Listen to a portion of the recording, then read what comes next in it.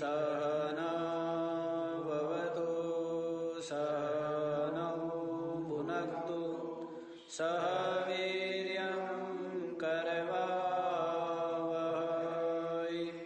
तेजस्विनावधीतमस्तु मा विद्विषावहै।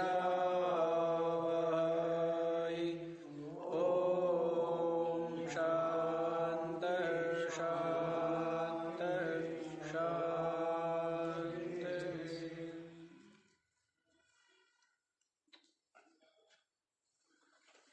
हाँ जी, जिन्होंने आत्मचिंतन करते हुए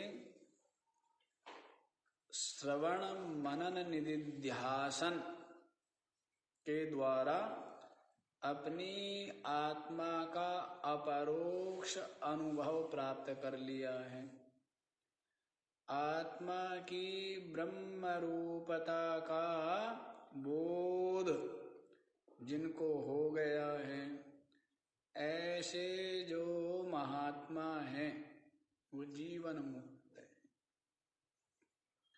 और समस्त बंधनों से मुक्त है। तो इसलिए आचार्य संपूर्ण आत्म अनात्म तत्व का विवेचन के पश्चात क्या आदेश कर रहे हैं कि हे शिष्य, तुम भी आत्मनः स्वरूपम आनंद घनम विचारय। तुम भी क्या करो, निरंतर अपनी आत्मा की आनंद घनता का विचार करो। निरंतर आत्मा की परतत्व रूपता का आनंद घनता का चिंतन करते हुए और अनादि अज्ञान जनित ये जो मोह अंधियारा है, जिसके कारण से ये जन्म मृत्यु रूप जो संसार है, परिवर्तनशील जो संसार है, ये संसार उठ खड़ा हुआ है और निरंतर क्या कर रहा है, निरंतर अशांति भय प्रदान कर रहा है। तो इसको क्या करो, इसको काट डालो, इसको क्या कर दो, दूर कर दो, समाप्त कर दो। इसको कैसे होगा, आत्मा की आनंद घनता के निरंतर विचार के द्वारा अज्ञान जनित ये जो मोह अंधियारा है, ये सब दूर हो जाएगा और फिर तू प्रबुद्ध, कृतार्थ और मुक्त हो जाएगा। क्या हो जाएगा, प्रबुद्ध हो जाओ। भवतु आदेश कर रहे हैं, क्या कर रहे हैं, ऐसा करो। क्या करो, आत्मा की आनंद घनता का विचार करते हुए मन प्रकल्पित ये जो मोह है इसको परित्याग कर दो, नष्ट कर दो और प्रबुद्धः भवतु, कृतार्थः भवतु, मुक्तः भवतु। प्रबुद्ध हो जाओ, कृतार्थ हो जाओ, मुक्त हो जाओ, ऐसा आदेश। ऐसा क्या है, आदेश। ऐसा आदेश है कि जग जाओ, बहुत हो गए, बहुत समय हो गया सोते हुए। 84 लाख योनियों में सोए ही है। क्या किया है, अब जगने का अवसर है। अब तक क्या है, सोए रहे और उस सुषुप्ति में जगत रूप स्वप्न देखते रहे और निरंतर सुख दुख भय चिंता जन्म मृत्यु को प्राप्त होते रहे। अब जगने का अवसर है। क्यों? अब जगाने वाले भी हैं और जगने की इच्छा भी है, इसीलिए जगने की पूर्ण संभावना है। जगने की क्या है? पूर्ण संभावना। इसलिए नानक जी ने कहा है, जागो रे जिन जागना, अब जागन की बार, फिर क्या जागे नानका जब सोवे पैर पसार। जागो रे जिन जागना, जिसको जागना हो जागो। अब जागन की बार, अभी क्या है? जागने का यही बार है, यही समय है।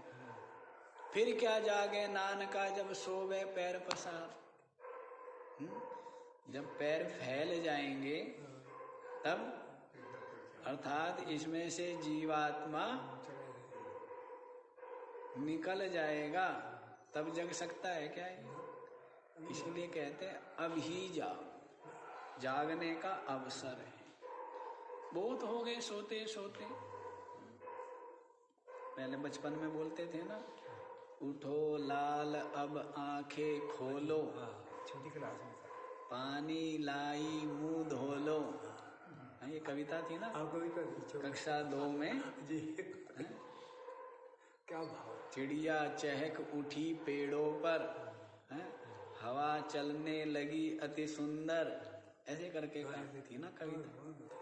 तो वैसे ही है कि उठो लाल, अब क्या करो?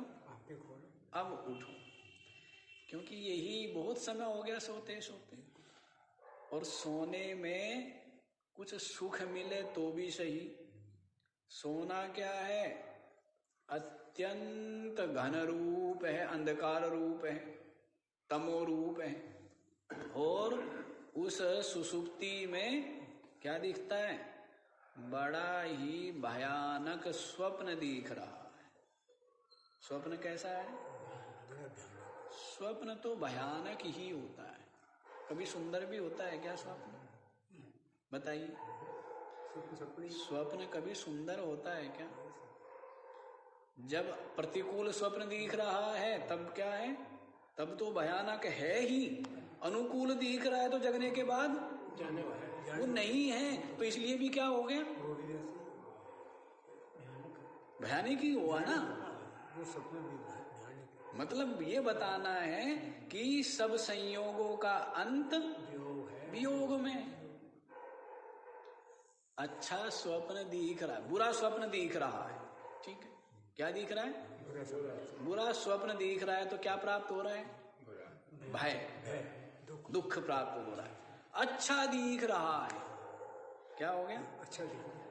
लेकिन जगने के बाद तो इसलिए वो भी, और दूसरा बदल रहा है, बदलने वाला है, नष्ट होने वाला है, वो भी नष्ट होगा। तो इसलिए स्वप्न किसी भी प्रकार से आनंद का हेतु नहीं है, अभयता का हेतु नहीं है, भय ही प्रदाता है। वैसे ही ये जगत प्रतिकूल है तो तब तो प्रत्यक्ष ही भय दे रहा है, लेकिन अनुकूल है तो भी इसके वियोग का, विनाश का निरंतर क्या है? भय, दुख, भय। तो इस प्रकार अनुकूल हो चाहे प्रतिकूल हो, ये जगत तो क्या हुआ? भय का ही हेतु हुआ, भयानक ही हुआ ना, भय देने वाला, भय प्रदाता ही हुआ है। तो वैसे ही श्रुति कहती है कि जगो, क्योंकि ये जो तुम स्वप्न देख रहे हो ये तो हर प्रकार से भय हेतु ही है, भय प्रदाता ही है। इसलिए जगना चाहिए, जगने का अवसर है। जग जाओ प्रबुद्धा भवतु, क्या हो जाओ? जग जाओ। जगने से क्या होगा? जगने से अपनी ब्रह्म रूपता का, अविनाशिता का, एक रसता का, नित्यता का सच्चिदानंद रूपता का, नित्य मुक्तता का बोध अनुभव होगा, अनुभूति होगी। जगने का फल, जगने का फल क्या है? परम विश्रांति, परम अभय अवस्था, अभय पद का है। निचाय्यतम मृत्यु मुखात प्रमुच्यते। क्या कहते हैं यमराज जी? तम आत्मानं निचाय्य मृत्यु मुखात प्रमुच्यते। तम अपनी उस आत्मा को जान करके, उसका चयन करके, क्या करके? उसमें ही अपने चित्त को स्थापित करके, तो क्या होता है? मृत्यु मुखात प्रमुच्यते। साधक मृत्यु के मुख से मुक्त हो जाता है। मृत्यु के वियोग संयोग के, द्वंद्वों के, जन्म मृत्यु के, विनाश के मुख से क्या हो जाता है? मुक्त हो जाता है। तो ये क्या है? ये जगने का फल है। क्या है? जगने का फल। जगना तो चाहिए, जगना तो सुंदर है। और सोना क्या है? अंधकार रूप, भय रूप, बंधन रूप और विविध स्वप्न दिखते हैं तो सुख दुख रूप, भय पीड़ा चिंता अशांति रूप है। इसलिए क्या करो? जग जाओ प्रबुद्धा भवतु। और जगने से क्या हो जाएगा? कृतार्थः। और कुछ करना नहीं है, जगने मात्र से ही कृतार्थ हो जाएगा और मुक्त हो जाएगा। क्या हो जाएगा? मुक्त हो जाएगा। तो ये सब तो विचार हम लोग कर आए हैं। अब 474वां श्लोक देखिए, एक बार पढ़ देते हैं दोबारा।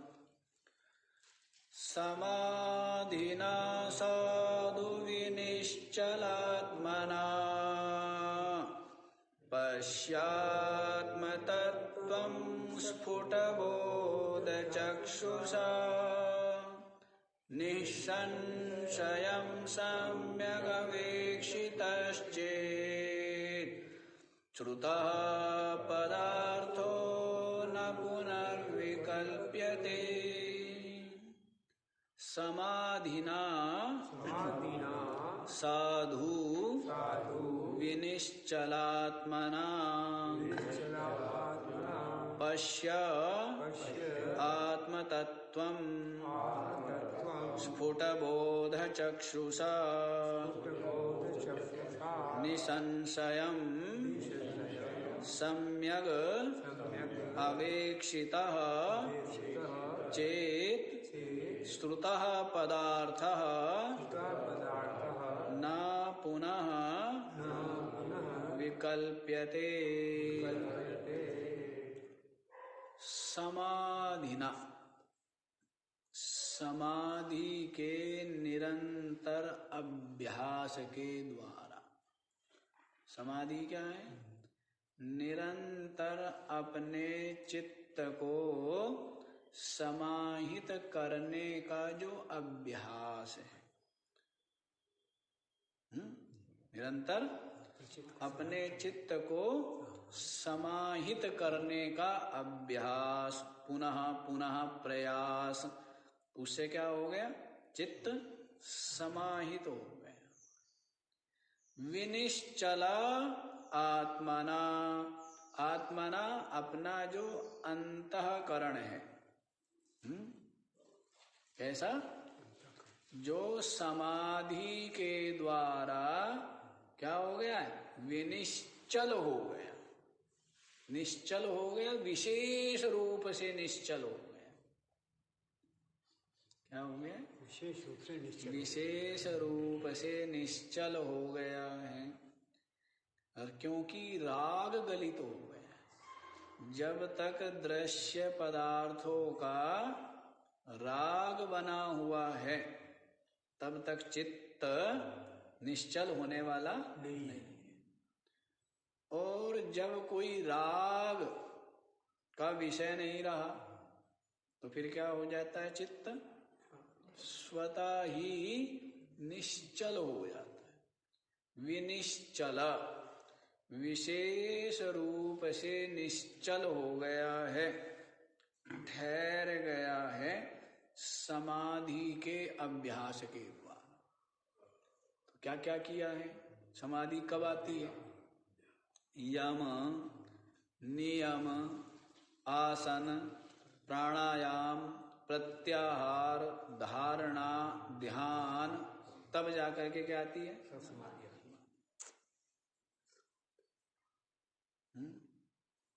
यम नियम किए। यम नियम जानते हैं आप? यम क्या है? 5 यम है और 5 ही नियम है। 5 यम कौन कौन से हैं? अहिंसा, सत्य, अस्तेय, अपरिग्रह, ब्रह्मचर्य। ये क्या है? 5 यम है। और 5 नियम कौन से हैं? शोच, संतोष, तपः, स्वाध्याय, ईश्वर प्रणिधानानि, पंच नियमानि। तो 5 यम कौन से बताए? अहिंसा। क्या हो? अहिंसा। किसी भी जीव के प्रति हिंसा का भाव चित्त में न होना, ये क्या है? अहिंसा। सत्य, क्या होना? सत्य भाषण होना। अस्तेय, चोरी का अभाव। क्या? चोरी का अभाव, किसी प्रकार की चोरी न करना। अपरिग्रह, और संग्रह नहीं करना। आवश्यकता से अधिक वस्तुओं का संग्रह न करना, ये क्या है? अपरिग्रह। और ब्रह्मचर्य, और क्या है? ब्रह्मचर्य। इंद्रियों का क्या करना? विषयों से उनको रोके रखना। ये क्या हुआ? ब्रह्मचर्य। तो ये 5 तो यम है और 5 ही नियम है।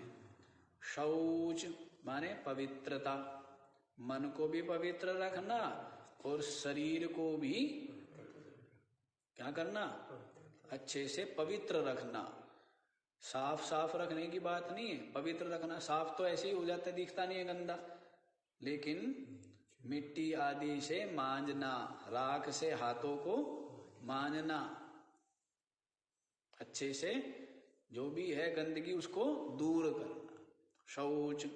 संतोष, क्या होना? संतोष का होना। तपः, और क्या है? निरंतर तप में निरत रहना, प्रयत्नशील, पुरुषार्थशील, आलसी नहीं, प्रमादी नहीं, निरंतर क्या हो? तप में लगा रहे, पुरुषार्थ करे। चाहे वो स्वाध्याय हो, जैसे स्वाध्याय ही स्वाध्याय प्रमदिता प्रवचनाभ्याम प्रमदितव्यम मां प्रमदितव्यम तद्धि तपः तद्धि तपः। स्वाध्याय प्रवचन को ही क्या कहा है? वही तप कहा है। उसको क्या कहा है? मन इंद्रियों के निग्रह के लिए जो किया जाता है वो सब तप है। मन इंद्रियों का निग्रह करने के लिए जो कुछ किया जाता है वो सब क्या है? तप। सब तप है। इनको संयत करने के लिए तपः। स्वाध्याय, और क्या करना? निरंतर स्वाध्याय करना। रोज कुछ न कुछ सीखना, कुछ न कुछ पढ़ना, कुछ न कुछ समझना, कुछ न कुछ बुराई को छोड़ना। स्वाध्याय रोज। और ईश्वर प्रणिधान, ईश्वर के प्रति क्या हो? पूर्ण रूप से समर्पण का भाव हो, आस्था का भाव हो, परमात्म प्राप्ति जीवन का लक्ष्य हो। यही क्या हुआ? ईश्वर के प्रति प्रणिधान हुआ। ये 5 नियम हो गए। फिर क्या आता है? यम नियम के बाद आता है आसन। क्या आता है? आसन सिद्ध करो, बैठो स्थिर हो करके। 2-3 घंटे का अभ्यास होना चाहिए। 3 घंटे का बोलते थे कि 3 घंटे एक आसन में बिना हिले बैठने का अभ्यास होना चाहिए। तो ये आसन सिद्ध करो।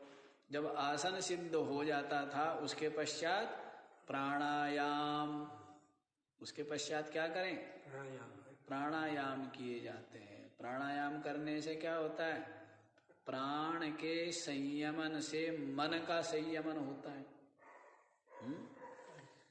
जैसे कहते हैं कि अग्नि के द्वारा धातुओं के मल जल जाते हैं, है ना?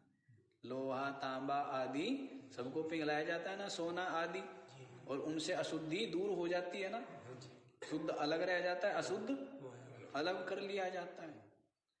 तो जैसे अग्नि के द्वारा धातुओं के मल भस्म हो जाते हैं, इसी प्रकार से प्राणायाम के द्वारा मन के विकार, मन के पाप भस्म हो जाते हैं। प्राणायाम के द्वारा मन के विकार जो है ना, पाप, वो श्लोक ध्यान नहीं आ रहा है हमें, तो मन के विकार, पाप, चंचलता किसके द्वारा भस्म हो जाते हैं? प्राणायाम के अभ्यास से। इसलिए फिर साधक क्या करता है? प्राणायाम करता है, धैर्य पूर्वक प्राणों को प्राणायाम का अभ्यास करता है। उससे मन सूक्ष्म हो जाता है। प्राण सूक्ष्म होते हैं, मन शांत हो जाता है। प्राणायाम। फिर प्रत्याहार। फिर क्या करता है? प्रत्याहार। अपनी जो इंद्रिया है इनको इनके विषयों में न जाने देना, इसी का नाम क्या है? प्रत्याहार। प्रत्याहार है। आहार से इंद्रियों को उल्टा लेना, प्रति आहार। जो विषय है उनसे इंद्रियों को हटाना, इसी का नाम प्रत्याहार है। फिर धारणा। फिर क्या करें? धारणा करें। धारणा क्या करें? कि मेरे को ये चिंतन करना है या इसमें अपने चित्त को स्थिर करना है, लगाना है, ऐसा जो निश्चय कर लेना है, इसका नाम क्या है? धारणा। अब उस धारणा के का प्रयत्न करना, इसी का नाम क्या है? ध्यान। इसी का नाम क्या है? धारणा के पश्चात आता है ध्यान। प्रत्ययिकतानता ध्यानम।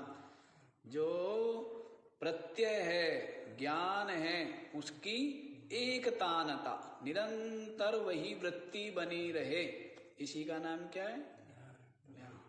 ध्यानम निर्विषयम मनः, ये भी कहा है। एक व्याख्या ये भी है, ध्यान क्या है? मन का निर्विषय हो जाना। मन का क्या हो जाना?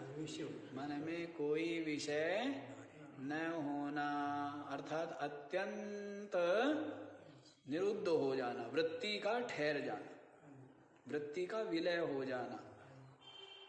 चित्त का निरोध जिसको कहा है, चित्त का निरोध, वृत्ति का की अचलता, वृत्ति ठहर गई है, इसी को क्या कहेंगे? इसी को ध्यान कहेंगे। और जब ये ध्यान लंबे समय तक बना रहे, इसी का नाम समाधि है। इसी का नाम क्या है? ध्यान के अभ्यास से समाधि सिद्ध हो गई है।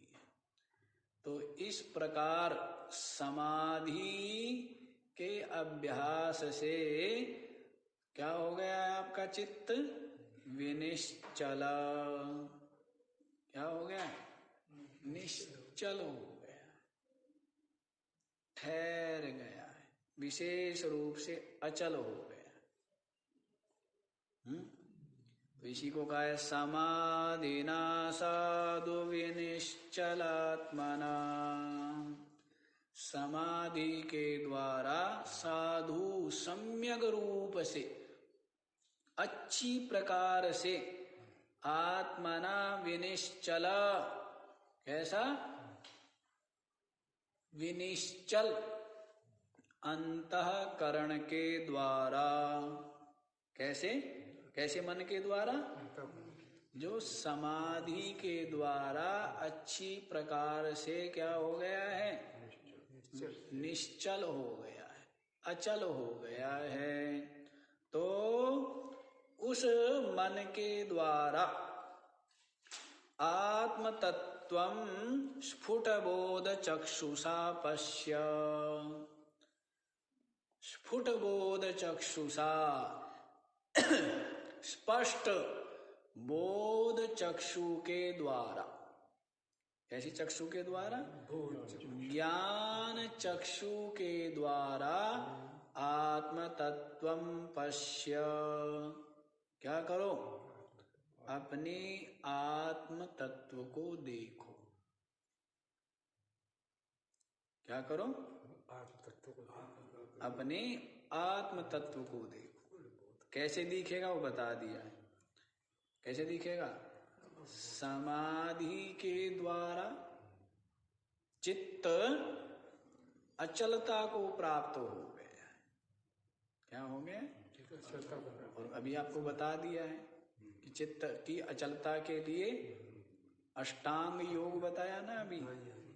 यम नियम आसन प्राणायाम प्रत्याहार धारणा ध्यान समाधि, ये क्या बताया है? अष्टांग योग बता दिया। तो इसके द्वारा आपका मन या चित्त, एक ही बात है, वो कहिए क्या हो गया है?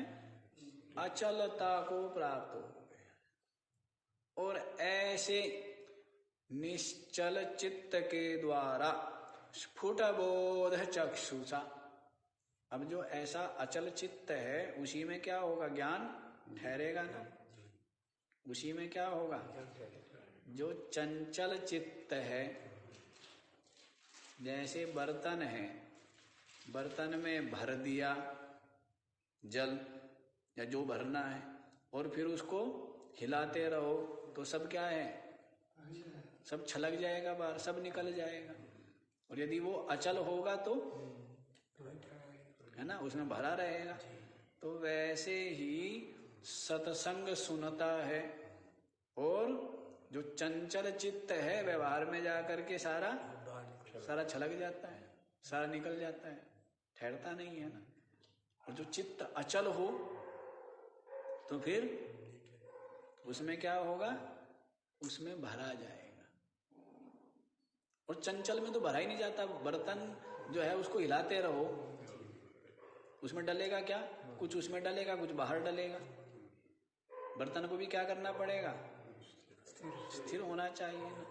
तो वैसे ही जिसका मन स्थिर है, ऐसे मन में ही ये ज्ञान भरा जाता है और फिर ठहरता भी है।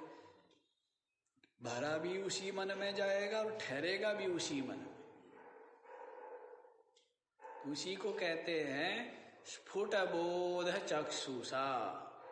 स्पष्ट बोध चक्षु के द्वारा, ज्ञान चक्षु के द्वारा, इन चर्म चक्षुओं से नहीं। गीता जी में कहा है ना, क्या? अनेनैव स्वचक्षुषा, क्या बोला है? कि इन चक्षुओं के द्वारा मेरे जो विश्व रूप है, विराट रूप है, उसका दर्शन नहीं हो सकता। दिव्यम ददामि ते चक्षु पश्य मे योगमैश्वरम। इसलिए मैं तुझे क्या करता हूं? दिव्य चक्षु प्रदान करता हूं। दिव्य चक्षु क्या है? ये जो ज्ञान है ना, तत्व ज्ञान, यही क्या है? यही दिव्य चक्षु। यही क्या है?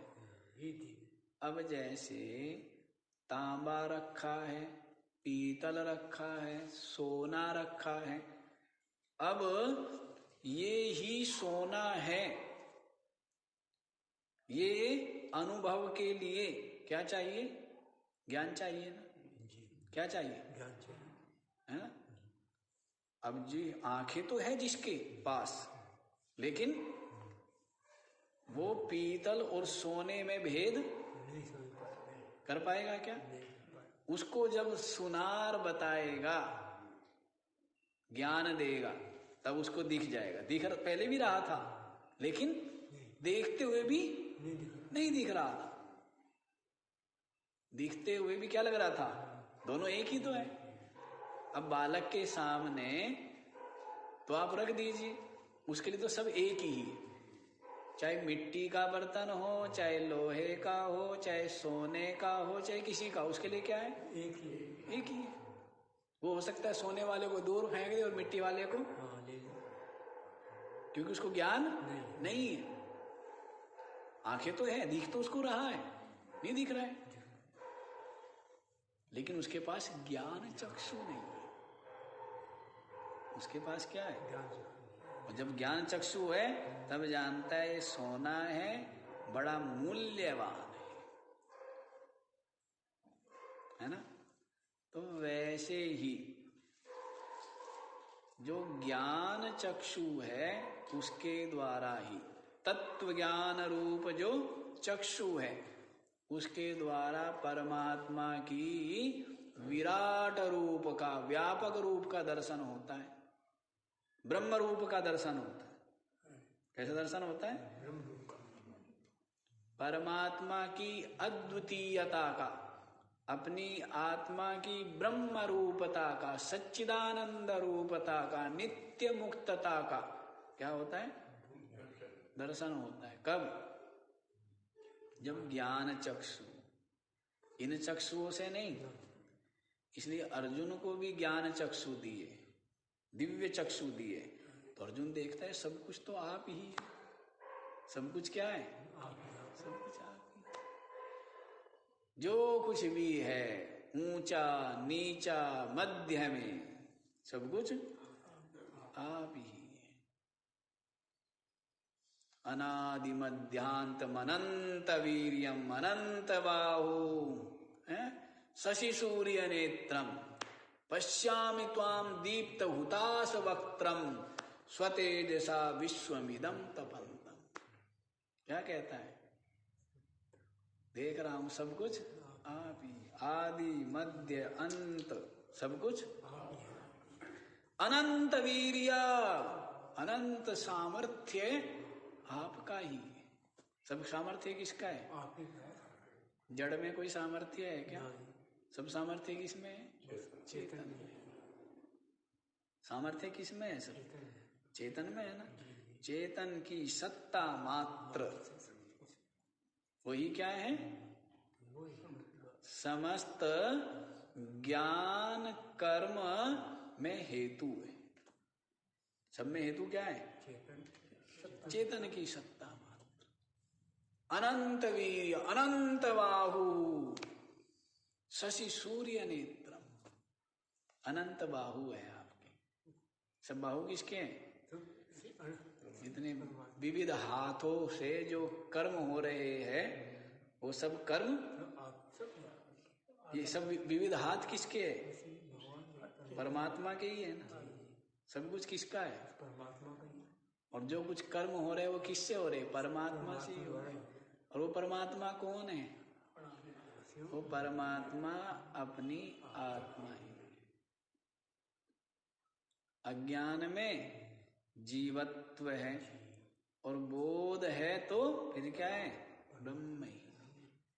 बोध है तो सच्चिदानंद ब्रह्म ही। तो बोध चक्षु, बोध चक्षु के द्वारा आत्म तत्वं पश्य। क्या करो, आचार्य आदेश कर रहे हैं, गुरुदेव क्या कर रहे हैं, आदेश कर रहे हैं, हे शिष्य तुम भी समाधि के अभ्यास के द्वारा अपने चित्त को अचल बनाते हुए, और ऐसे अचल चित्त में हमने जो ज्ञान दिया है वो ज्ञान भर भी गया है और ठहर भी गया। अचल चित्त में, चंचल चित्त में तो भरा भी नहीं जाएगा, ठहरेगा भी नहीं, है ना। इसीलिए तो कहते हैं आचार्याध्यैव विदिता विद्या साधिष्ठम प्रापत। आचार्य के द्वारा जो जानी गई विद्या है वही हृदय में ठहरती है। अब स्वयं पढ़ करके वो विद्या हृदय में नहीं ठहरेगी। आचार्य के द्वारा, क्योंकि आचार्य ऐसी विद्या सहजता से तो मिलती नहीं है। सेवा शुश्रूषा आदि के द्वारा, समर्पण, विनम्रता, सरलता आदि के द्वारा क्या किया है? पहले आचार्य को संतुष्ट किया है, प्रसन्न किया है। उसके पश्चात ही वो क्या करते हैं? वो उपदेश देते हैं। तो ऐसे अधिकारी हृदय में उपदेश ठहर जाता है। तो चंचल में तो न डाला जा सकता और न ठहर सकता। अचल है तो डाला भी गया है और ठहर भी गया। तो ऐसे अपने चित्त को अचल करते हुए और स्पष्ट बोध चक्षु के द्वारा आत्म तत्वं पश्य। हे शिष्य, अपनी आत्मा को देखो। इसको देखो, अपनी आत्मा को देखो। इन चक्षु से नहीं दिखेगा। किसके द्वारा दिखेगा? ज्ञान चक्षु। टुक ज्ञान चक्षु खोल के तू देख तो सही, जिसको तू ढूंढता है वो तो तेरे पास है। आनंद स्रोत्र बह रहा पर तू उदास है, अचरज है जल में रह के भी मछली को प्यास। ज्ञान चक्षु खोल, देख तो सही। जिस परमात्मा को खोज रहा है वो तो तेरे हृदय में तेरी अपनी आत्मा है। क्या है? अरे मन, खोज कौन रहा है? ये मन खोजता है। कौन खोजता है? मन खोजता है। अरे मन क्यों भटकता है? किसको खोज रहा है? कहाँ खोज रहा है? अपने हृदय में खोज। अपने हृदय में घट के भीतर खोज ले तेरी सफल कमाई रे। क्या बोलते हैं? घट के भीतर खोज। अपने हृदय में खोज ले तो क्या हो जाएगा? सफल हो जाएगी। तेरा परिश्रम किया हुआ सफल हो जाएगा। तो रे मन, जिसको खोज रहा है वो तो तेरे हृदय में तेरी अपनी आत्मा है। काहे रे मन खोजन जाई, सर्वनिवासी सदा अलेपा, तो ही संग समाई। काहे रे मन खोजन जाए। पुष्प मध्य जो बास बसत है, मुकुर माही जस छाई, तैसे ही हरि बसे निरंतर, घट ही खोजो भाई। पुष्प मध्य जो बांस, पुष्प का मतलब ये क्या? जिसमें सुगंध हो। सुगंध और पुष्प कोई अलग अलग नहीं है, एक ही। मुकुर माही जस छाई, जैसे शीशे में क्या होती है? हाँ, वो उसका जो प्रतिबिंब है एक ही है ना, अलग अलग नहीं। तैसे ही हरि बसे निरंतर, घटी काहे रे मन खोजन। बाहर भीतर एको जानो, यह गुरु ज्ञान बताई। कह नानक बिनु आपा चीने, मिटे न भ्रम की काई। कह नानक बिनु आपा चीने, मिटे ना। हाँ, ये भ्रम की काई मिटेगी नहीं। फिसलते रहो, फिसलते रहो, फिसलते रहो। काहे रे मन खोजन। तो कहते हैं रे मन, हे शिष्य, आत्म तत्वं पश्य, अपनी आत्मा को देखो। निसंशयं सम्यग् अवेक्षितः चेत, और यदि तूने संशय रहित सम्यक अवेक्षिता अच्छी प्रकार से अपनी आत्मा को देख लिया तो क्या कह रहे हैं?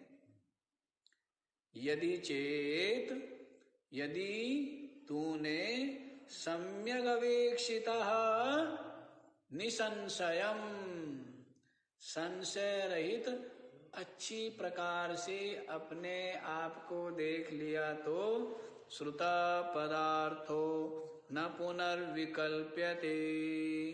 तो क्या होता है?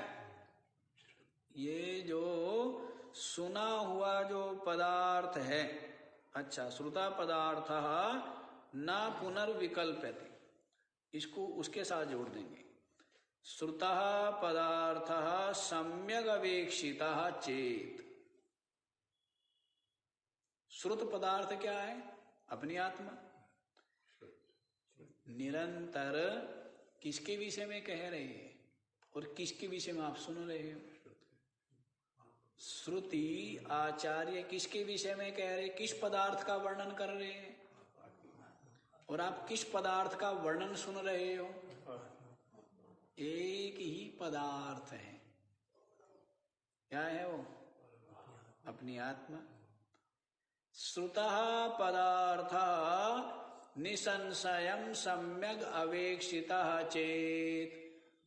यदि तूने सुना हुआ जो पदार्थ है, बारंबार जिसके विषय में सुन रहा है, और सुने हुए को सम्यक अवेक्षितः अच्छी प्रकार से देख लिया। किसी ने कहा कि हीरा, क्या कहते हैं, हीरे के विषय में बहुत सुना, अनेकों ग्रंथों में और अनेकों व्यक्तियों से सुना। किसके विषय में?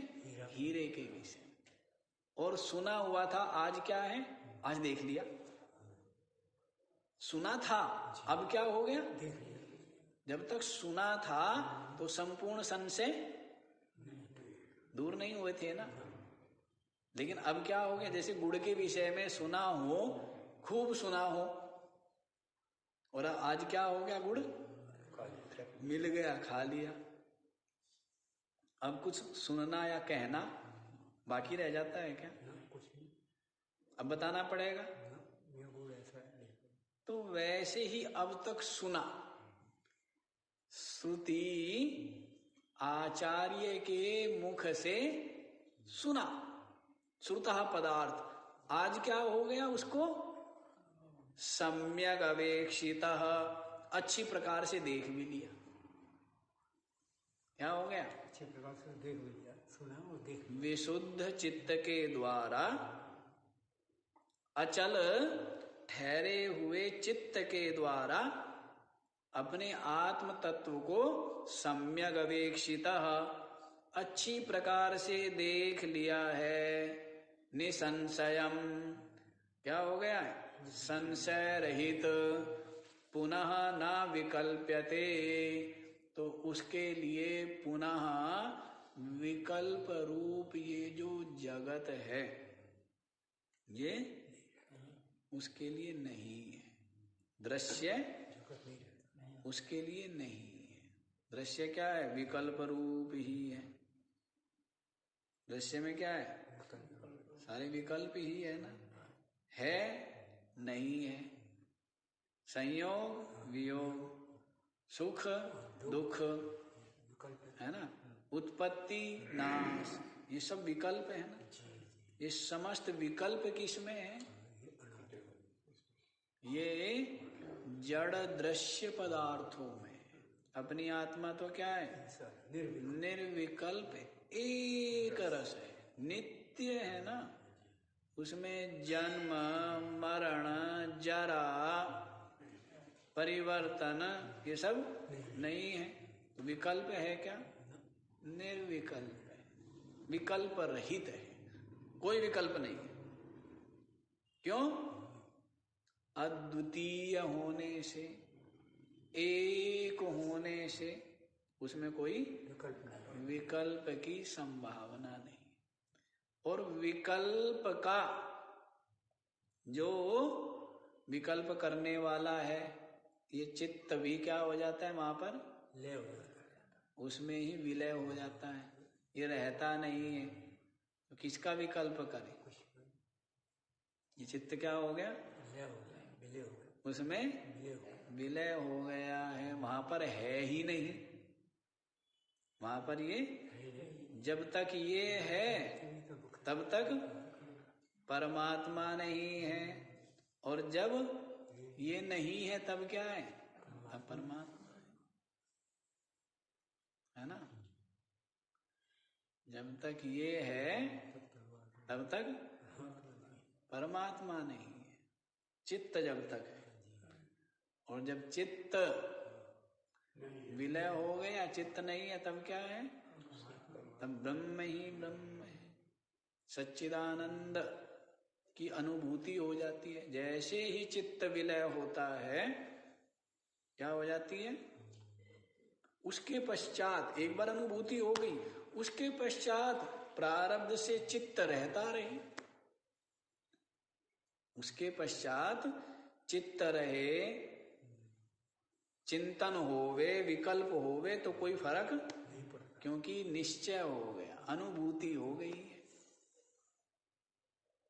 एक बार अनुभूति हो गई कि चित्त विलय हो गया, जिसमें विलय हो गया, किसमें विलय हो गया, सच्चिदानंद, किसमें विलय हो गया, जो केवल सत है, जो केवल चिद है, जो केवल आनंद घन है, उसमें विलय हो गया। तो बोध हो गया अपनी सच्चिदानंद ब्रह्म रूपता का, अपने चिन्ह मात्रता का, अपने साक्षीपने का, कि स्थूल सूक्ष्म कारण शरीर से अलग पांचों कोशों का साक्षी, तीनों अवस्थाओं का प्रकाशक, जानने वाला, मैं ब्रह्म हूं, मैं चेतन हूं।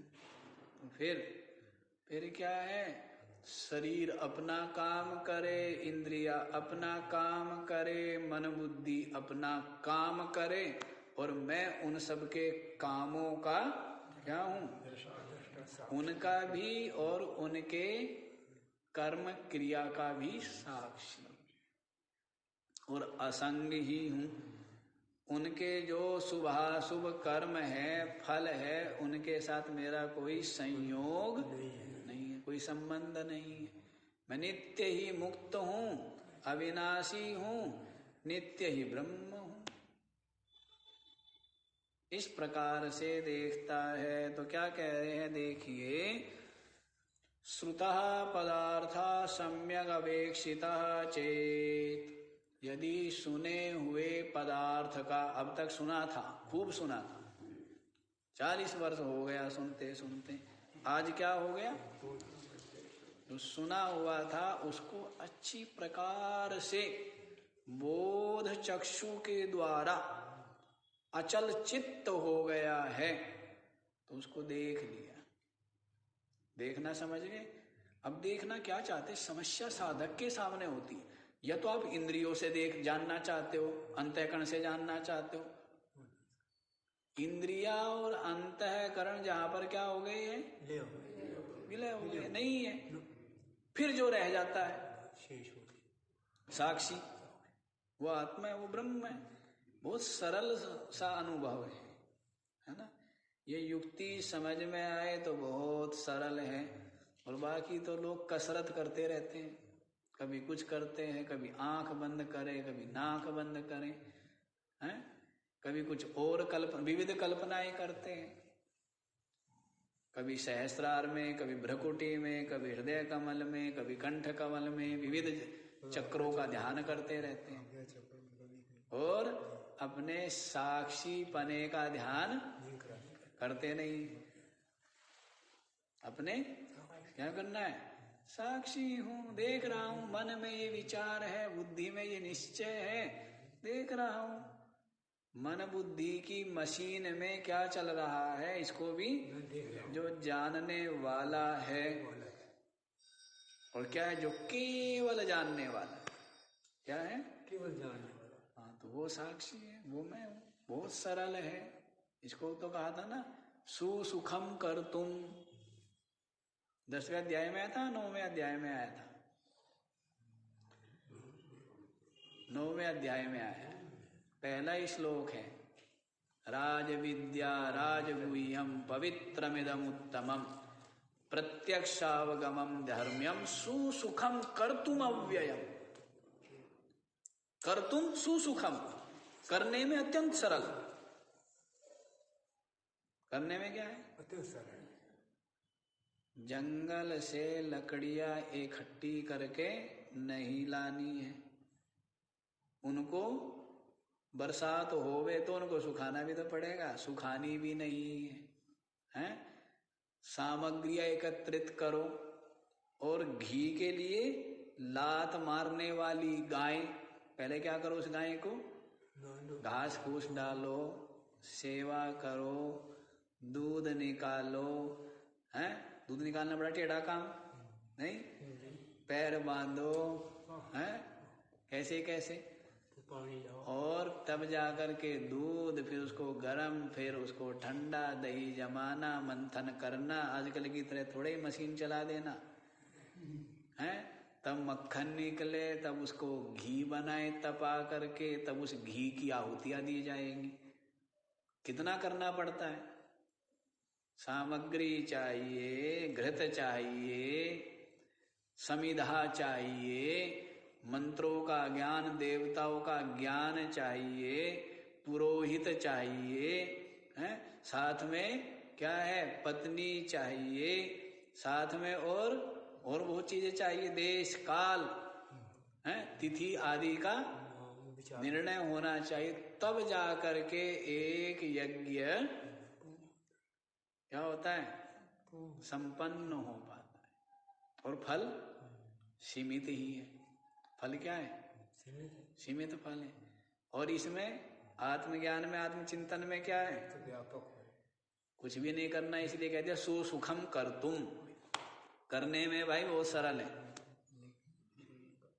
न धूप न दीप न माला न पुष्प न अगरू न चंदन, है कुछ चाहिए, न कपूर, कुछ चाहिए क्या, हाँ कुछ भी नहीं चाहिए, इसलिए करने में सरल है। 9वें अध्याय में सरल कह दिया और 12वें अध्याय में कठिन बता दिया है, लेकिन वहां बता दिया है ना, जो देहात्मवादी है उनके लिए कठिन है, जो जिज्ञासु है, वैराग्यवान है, उनके लिए सहज होता चला जाता है। फिर मार्गदर्शक मिल जाए, क्या मिल जाए, श्रोत्रिय ब्रह्मनिष्ठ कोई गुरु मिल जाए, और फिर गुरुदेव के वचनों में संपूर्ण आस्था हो, श्रद्धा हो, क्योंकि श्रद्धा के लिए कहा है ना, यया वस्तु उपलभ्यते, श्रद्धा के द्वारा ही क्या होगा। अब जो कमजोर चित्त है ना, वो श्रद्धा नहीं कर पाता है, उसके चित्त में क्या है, धन के प्रति, पद के प्रति, परिवार के प्रति श्रद्धा होती है, इसके प्रति श्रद्धा है। संसार के प्रति श्रद्धा है या गुरु के प्रति श्रद्धा है, किसके प्रति श्रद्धा है, तो संसार के प्रति श्रद्धा रहती है। धन पद प्रतिष्ठा लोक, लोगों का भी तो होता है, लोग क्या कहें, तो इसलिए श्रद्धा वहां है, तो श्रद्धा हो नहीं पाती। अन्यथा श्रद्धा का मतलब क्या है, कह दिया है ब्रह्म सत्यम जगद मिथ्या, किसने कहा है, गुरुदेव ने का वचन है, जगद मिथ्या। अब क्या दिखने लग जाए, ये जगत मिथ्या दिखने लगे। जगत क्या है, नहीं दिख रहा है तो और समझे, और पूछे, और विचारे, तो क्या दिखने लग जाए, ये जगत मिथ्या। और तू, आचार्य गुरु ने क्या कहा है, तू स्थूल शरीर, सूक्ष्म शरीर, कारण शरीर नहीं है, तू इनका साक्षी है, तू चेतन है, ब्रह्म है। तो यही क्या होनी चाहिए, ऐसा ही निश्चय हो जाना चाहिए। किसको होगा, जिसको गुरुदेव के प्रति श्रद्धा है। तो श्रद्धा की बड़ी महिमा है ना। क्या कहा है, श्रद्धा की बड़ी महिमा है। तो ये सब बातें बताए आए हैं ना पीछे। क्या कराए, इन सब बातों का विचार कर आए हैं, तो वही देख पाएगा। तो देखिए कौन सा दृष्टांत दिया था अभी गीता जी का, सरल भी और कठिन।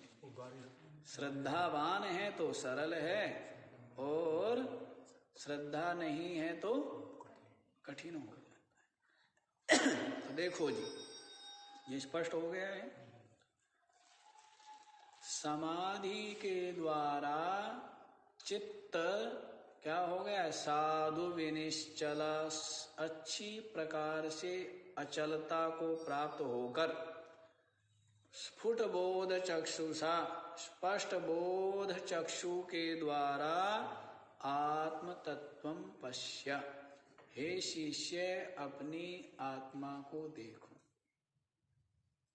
और संशय रहित श्रुत पदार्थ को अच्छी प्रकार से देख लिया तो सम्यक अवेक्षितः चेत, अच्छी प्रकार से देख लिया तो पुनः न विकल्प्यते, दोबारा फिर ये विकल्प रूप जो संसार है, संस्कृति है, जन्म मरण है, इसकी प्राप्ति नहीं होती है। क्या हो जाता है, मुक्त हो जाता है, ब्रह्म हो गया है, परमात्मा हो गया। हाँ जी, क्या हो गया, परमात्मा। जन्म लेना, देह धारण करना सफल हो गया, सफल हो गया जन्म लेना। पीछे ही कहा था ना, धन्य हो गया, कुलम पवित्रम जननी कृतार्था वसुंधरा पुण्यवती च तेना अपार संविद सुख सागरेस्मिन् लीने परे ब्रह्मणि यस्य चेतः। अपार संविद सुख सागरे परे ब्रह्मणि यस्य चेतः लीनः। अपार संविद जो ज्ञान रूप है, अपार संविद सुख सागर क्या है, जो आनंद घन है। अपार ज्ञान स्वरूप आनंद घन जो परे ब्रह्मणि, जो क्या है, पर ब्रह्म है, उसमें यस्य चेतः लीनः, जिसका चित्त क्या हो गया, लीन हो गया है, उसके द्वारा कुलम पवित्रम, क्या हो गया, उसका पवित्र, कुल पवित्र हो गया। जननी कृतार्थः, और जन्मदात्री क्या हो गई है, कृतार्थ हो गई। वसुंधरा पुण्यवती, और ये जो धरती है ना, इस धरती का भी, ये भी अपने आप को सौभाग्यशाली मानती है। क्या मानती है, सौभाग्यशाली, कि मेरे ऊपर जन्म लेकर और मेरा अन्न जल ग्रहण करते हुए निवास करके कोई महात्मा क्या हो गया, परमात्मा रूप हो गया। तो ये भी अपने भाग्य को क्या करती है, सराहती है। वसुंधरा पुण्यवती, धरती भी सौभाग्यशाली पुण्यशाली हो जाती, इतनी महिमा है। जो ब्रह्म हो गया, परमात्मा हो गया, पर ब्रह्म सुख सागर में जिसका चित्त क्या हो गया, लीन हो गया, उसी को कहा है यहाँ पर श्रुत पदार्थ सम्यक अवेक्षिता। श्रुति स्मृति जिसका निरंतर प्रतिपादन कर रही है। सर्वे वेदा यत पदमामनन्ति तपांसि च सर्वाणि यद वदन्ति यदिच्छन्तो ब्रह्मचर्यं चरन्ति तत्ते पदम संग्रहेण प्रवक्ष्ये। क्या बोला है? सर्वे वेदा यत पदमामनन्ति, संपूर्ण वेद जिस पद की क्या कर रहे हैं, महिमा का गान कर रहे, वर्णन कर रहे। तपांसि च सर्वाणि यद वदन्ति, और जिसकी प्राप्ति के लिए अनेकों प्रकार के तपों को कहा गया है। यदिच्छन्तो ब्रह्मचर्यं चरन्ति, जिस परमात्म प्राप्ति की इच्छा लेकर के महात्मा लोग, साधक लोग क्या करते हैं, ब्रह्मचर्य व्रत का पालन करते हैं। क्या लेकर के? परमात्म प्राप्ति की इच्छा लेकर के क्या करते हैं, ब्रह्मचर्य व्रत का पालन करते हैं। तत्ते पदम संग्रहेण प्रवक्ष्ये, उस पद को संक्षेप में कहता हूं। वो पद क्या है? वो पद अपनी आत्मा है। वो पद क्या है? ये सच्चिदानंद ब्रह्म है जो साक्षी रूप से आपके हृदय में विराजमान। तो ये बता दिया है। तो श्रुत पदार्थ वेद, श्रुति, स्मृति और संत जिसका निरंतर गायन करते, कथन करते, जिसमें गोते लगाते हैं, वो जो श्रुत पदार्थ ब्रह्म तत्व है, परमात्म तत्व, उसको सम्यक रूप से देख लिया तो पुनः न विकल्प्यते, दोबारा फिर विकल्प की प्राप्ति नहीं रहती, संशय की प्राप्ति नहीं होती है ना। फिर किसी प्रकार का कोई विकल्प चित्त में नहीं उठता है। सब उसमें ही क्या हो जाते हैं, समा जाते हैं। जैसे समस्त नदियां समुद्र में समा जाती है, लीन हो जाती है। इसी प्रकार से आज इतना ही, बाकी का विचार तो कल ही करेंगे। ओ